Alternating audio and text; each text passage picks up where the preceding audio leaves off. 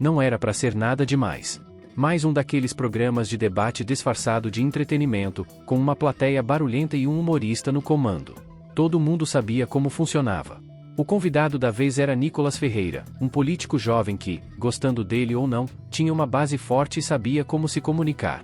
A ideia parecia simples: arrancar algumas risadas da audiência às custas dele, fazer piadas, desarmá-lo com deboche e seguir para o próximo bloco como se nada tivesse acontecido.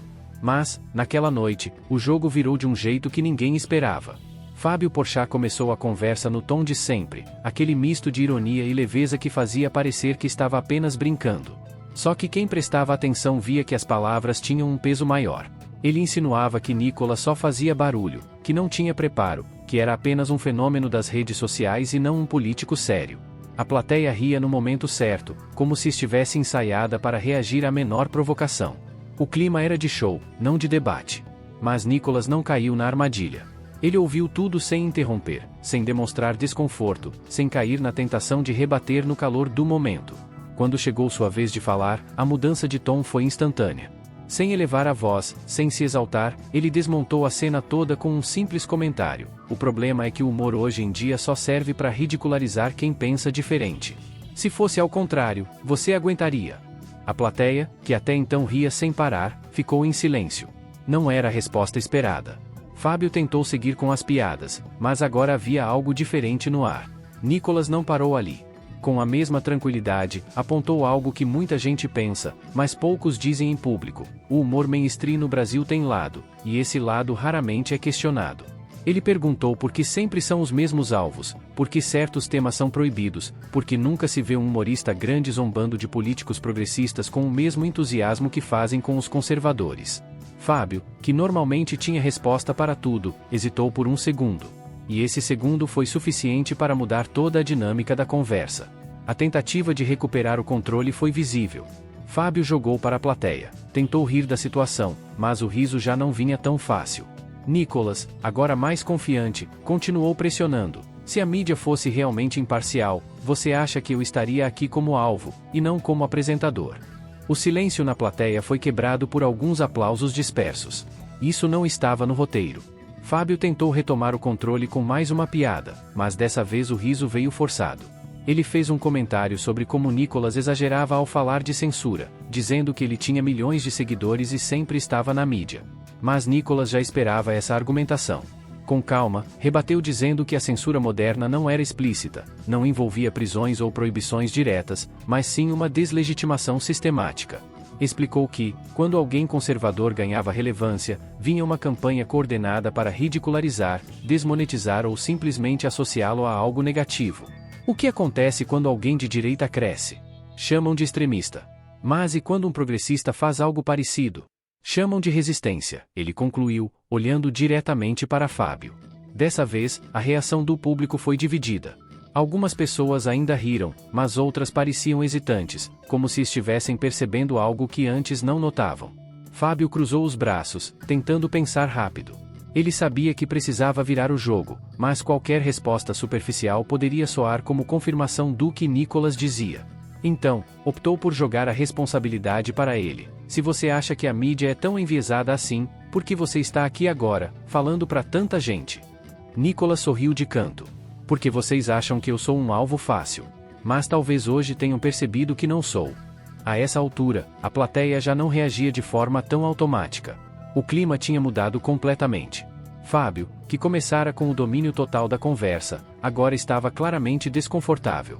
Tentou desviar o rumo, perguntando sobre polêmicas envolvendo Nicolas, tentando pegá-lo de surpresa com algum comentário provocativo. Mas Nicolas não caiu na armadilha. Em vez de reagir com raiva ou nervosismo, apenas sorriu e devolveu a pergunta com outra pergunta. Por que quando alguém da direita erra, isso vira um escândalo, mas quando alguém da esquerda faz pior, todo mundo finge que não viu? Dessa vez, ninguém riu. O constrangimento no rosto de Fábio era visível. Não porque ele não tivesse uma resposta, mas porque sabia que qualquer coisa que dissesse agora poderia confirmar a narrativa que Nicolas havia construído. Aquele não era mais o programa que ele comandava com facilidade, onde os convidados eram apenas escadas para suas piadas. De repente, ele se via na posição oposta. Pela primeira vez naquela noite, ele não conseguiu esconder o incômodo. E, no final, quem saiu como vencedor daquele embate não foi o humorista acostumado a dominar as câmeras, mas o político que, contra todas as expectativas, virou o jogo dentro da própria arena do adversário. Nicolas percebeu que tinha quebrado o roteiro do programa. O que era para ser um show previsível, onde ele seria ridicularizado e desmontado com piadas, agora havia se tornado um verdadeiro embate de ideias. A plateia já não ria como antes. Algumas pessoas ainda esboçavam reações, mas o clima não era mais de diversão. Fábio Porchat, sempre rápido no improviso, tentava puxar a conversa para o humor novamente, mas agora qualquer piada parecia forçada. O público sentia isso. Nicolas não apenas havia respondido bem, mas tinha mudado completamente a dinâmica do debate. O apresentador tentou outra abordagem. Começou a falar sobre fake news e desinformação, insinuando que políticos como Nicolas se aproveitavam da internet para espalhar teorias conspiratórias e enganar as pessoas. Mas Nicolas não recuou.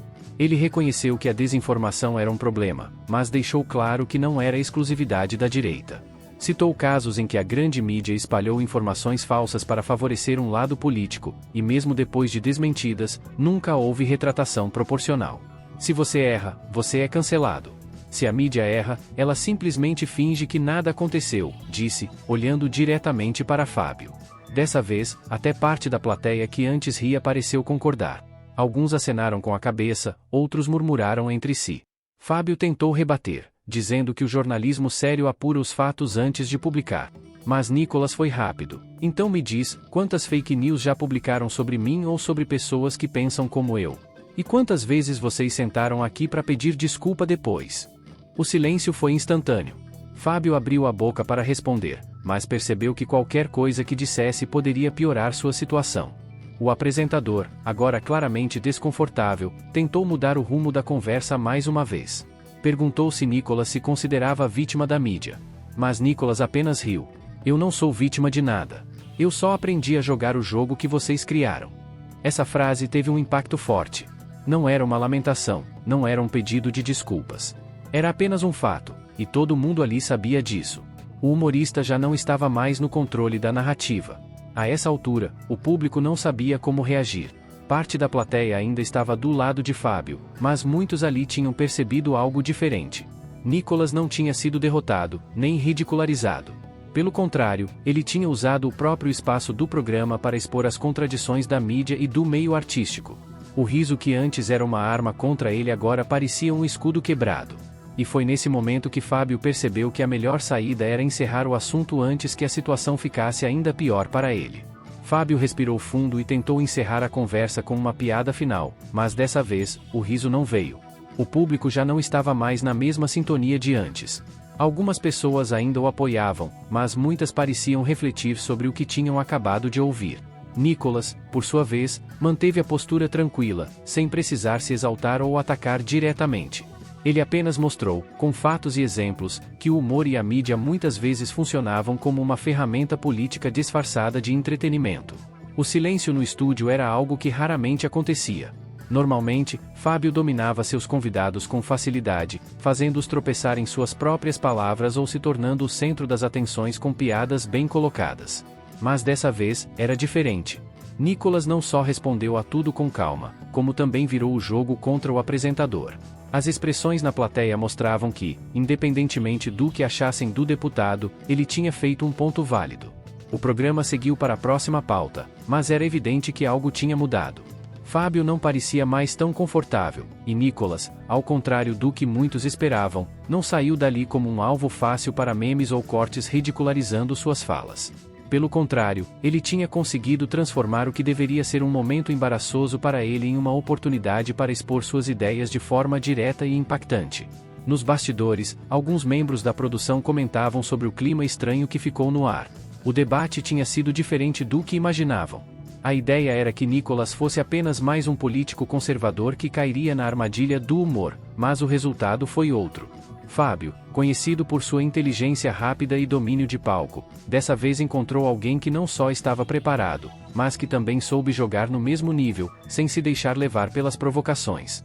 Quando Nicolas saiu do programa, sabia que aquela entrevista ainda daria muito o que falar. Ele não tinha vencido uma disputa política, mas tinha mostrado algo que muita gente tentava esconder, que o jogo não era tão equilibrado quanto diziam. E naquele dia, ao menos por alguns minutos, ele conseguiu inverter os papéis. O humorista que sempre esteve no controle do palco saiu dali sentindo o peso do próprio jogo. O dia seguinte trouxe uma enxurrada de reações. A entrevista foi um dos assuntos mais comentados nas redes sociais. Enquanto alguns apoiadores de Fábio Porchat tentavam minimizar o impacto, afirmando que o humorista estava apenas fazendo seu papel e que Nicolas havia apenas se aproveitado do espaço para discursar, outros já apontavam a forma como o deputado havia dominado a situação. Para muitos, a fala tranquila de Nicolas havia sido um choque, uma ruptura do que eles estavam acostumados a ver na mídia e no entretenimento. O que antes parecia um programa de humor, agora se tornava uma reflexão política no meio de uma conversa que deveria ser leve. Porchat, em suas redes sociais, postou uma mensagem tentando desdramatizar a situação. Ele afirmou que estava apenas se divertindo e que a política deveria ser tratada com mais leveza. Mas a resposta de Nicolas durante o programa parecia ter causado um impacto muito maior do que ele imaginava. A essa altura, a ideia de que apenas a esquerda tem espaço para se expressar livremente estava sendo questionada por uma parte significativa do público, que começava a perceber que as divisões ideológicas não eram apenas um reflexo das opiniões políticas, mas uma luta por espaço na mídia e na sociedade. Nos dias que seguiram, o programa de Fábio teve uma queda na audiência. Para muitos, não foi uma derrota clara, mas o contraste de posturas entre ele e Nicolas Ferreira havia deixado os espectadores com mais perguntas do que respostas. A forma como o humorista tentou forçar piadas enquanto o deputado respondia de forma séria e direta deixou muitos indecisos sobre quem realmente havia saído por cima. Fábio, que sempre soubera atrair atenção com sua irreverência, agora enfrentava um dilema. Era possível continuar brincando com o que ele sempre fazia sem ser questionado? Nicolas, por sua vez, sabia que o impacto que ele causará não era apenas pela política em si, mas pela desconstrução de um estereótipo. Ele não se via como um simples político conservador, mas como alguém que precisava quebrar barreiras de preconceito, principalmente sobre a liberdade de expressão e a forma como o debate era moldado na mídia. O que ele fez naquele programa foi desafiador, não apenas para Fábio, mas para todo um sistema que tentava pintar a direita como algo apenas radical e sem espaço para conversas construtivas. Enquanto as discussões sobre a entrevista se espalhavam, Nicolas já começava a entender que o resultado daquilo não era uma vitória momentânea, mas uma mudança de perspectiva para muitas pessoas. E, no fundo, sabia que as repercussões poderiam durar muito mais do que o próprio programa de TV. Ele não estava mais falando apenas para seu público, estava fazendo com que aqueles que antes o viam como uma caricatura pensassem de forma diferente sobre o que ele representava. Com o tempo, o programa de Fábio Porchat passou a ser visto com um olhar mais crítico. Para muitos, a situação que se desenrolou naquele episódio demonstrava uma mudança no ambiente midiático. A ideia de que um humorista, por mais irreverente que fosse, tinha a liberdade de desqualificar qualquer figura política sem maiores consequências, foi abalada. A reação silenciosa de Fábio durante a entrevista deixou claro que, em alguns momentos, até mesmo os mais experientes podem ser pegos de surpresa, especialmente quando o adversário não se encaixa no molde que eles tentam criar. Nas semanas seguintes, outros comediantes começaram a se posicionar sobre o ocorrido, muitos defendendo a liberdade de expressão, mas também refletindo sobre os limites do humor. Alguns comentaram que Nicolas havia sido eficaz em desarmar uma situação onde muitos outros teriam caído na provocação. A discussão não se limitou apenas à política, mas se expandiu para as questões sobre como o humor deveria ser usado e até que ponto ele pode ser realmente livre, ou se a política e ideologia influenciam até o palco de um programa de comédia. Fábio, em particular, parecia sentir o peso de ser questionado. Apesar de tentar minimizar a situação, as reações de seus seguidores e de outros colegas da mídia demonstraram que o debate que se formou ao redor da entrevista foi mais profundo do que ele imaginava. Fábio, acostumado a estar no controle da conversa, não tinha conseguido contornar aquela situação da forma que gostaria. Para muitos, ele ficou em silêncio não apenas porque não soubera como rebater, mas porque, pela primeira vez, se viu diante de uma verdade desconfortável. O espaço que ele pensava ser exclusivo para um tipo de discurso estava sendo desafiado. Enquanto isso, Nicolas continuava sua trajetória, mais confiante do que nunca. Sabia que, embora os debates políticos continuassem a ser acirrados e muitas vezes polarizados, ele havia dado um passo importante para mostrar que a disputa não se limitava apenas ao que se via na televisão ou nas redes sociais. O episódio com Fábio Porchat fora apenas uma mostra do que estava por vir. Ao provocar, questionar e fazer o humorista refletir sobre seu próprio espaço, Nicolas conquistava um público que ainda não havia se dado conta de que ele estava mais preparado do que pareciam imaginar. Ele sabia que estava longe de ser a figura que muitos queriam que fosse, mas isso agora não o incomodava.